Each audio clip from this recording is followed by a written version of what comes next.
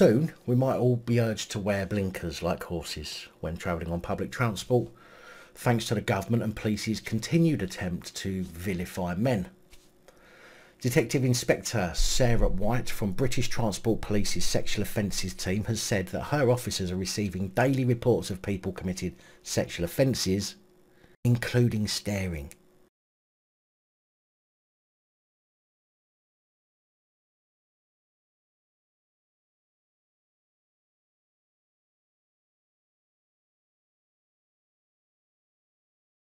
Only last month, Transport for London started a campaign to tackle harassment of women and girls, which included upskirting, catcalling and staring.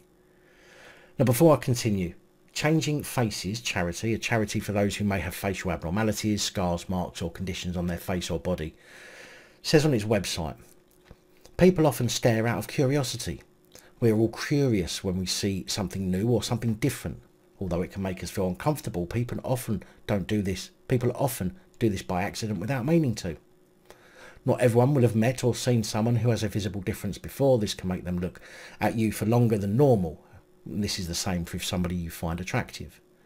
To think of a time when you met someone you were surprised by the way they looked. Did you look at them for longer? This doesn't make it okay for other people to stare at you, but it can help you understand that usually people aren't trying to be horrible, rude or hurt your feelings.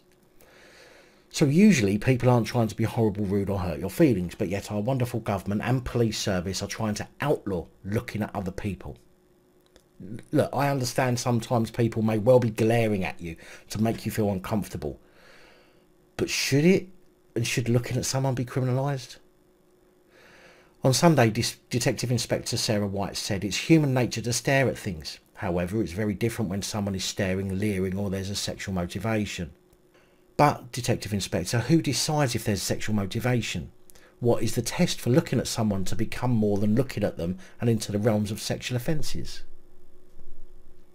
She added, we want to know about that staring because that is the behaviour that suggests to me that someone is thinking about a sexual behaviour that supports that staring.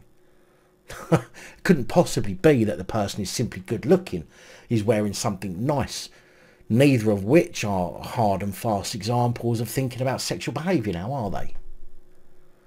Maybe the person has tattoos on them that the person is admiring. Again, nothing sexual about that, unless it seems the person being looked at decides it to be so. She continued, we will record them as crimes and we will investigate them, and we have had successful prosecutions in that field. So you could be recorded as possibly committing a crime for looking at someone. In fact, a man was recently jailed for 22 weeks for staring at a woman in Berkshire. 22 weeks for looking at someone. And people get suspended sentences for grooming or being in possession of indecent images. I mean, it's a real fair justice system we've got going on. The 26-year-old man was found guilty of causing intentional harassment, alarm or distress after he sat next to the victim on the train and began staring at her. Now, as I've said, there is a difference between staring and glaring in my opinion anyway, but again, who makes that determination? Who is to say if the look had a sexual motivation behind it? Are we going to see this happen to people in nightclubs or pubs? Can you imagine those stories you tell your grandkids about how you met someone, how you met their grandmother or grandfather? Oh, I was scanning the room and I saw her, our eyes locked as we looked at each other.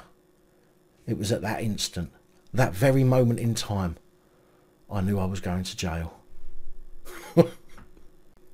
British Transport Police Sergeant Charlotte Collins said at the time of his sentencing that it was clear from Bullock's persistent and distressing actions that he is a danger to women and girls.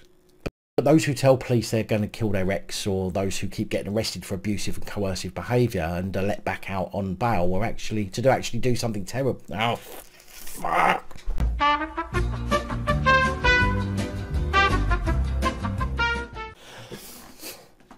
But those who tell police they're going to go kill their ex, or those who keep getting arrested for abusive and coercive behaviour, are let out back into the public, back into the community, to go and actually do something terrible, which very likely doesn't involve staring. That makes a lot of sense. In a statement released at the start of the anti-harassment campaign, Transport for London said, sexual harassment is a form of violence, most often directed against women and girls in public places. The safety of women and girls is an absolute priority for Transport for London, and this new campaign is one element of TfL's work to ensure everyone can travel with confidence. The campaign aims to challenge the normalisation and dismissal of this behaviour as something that happens to women and girls on public transport and in other public spaces, making it clear that it is never acceptable and that the strongest possible action will always be taken. So remember, next time you see something that catches your eye, someone's wearing something interesting or has tattoos you admire, if you look at them, you're being violent and very likely going to be punished worse than some who abuse non-adults. What a joke, woke world we live in. Big thank you to channel supporters, especially these guys. Your support is truly appreciated. Don't forget to like, share, comment and subscribe. Let me know your thoughts, as I know many of you will. And until next time, stay safe, look after each other, film the police and other officials.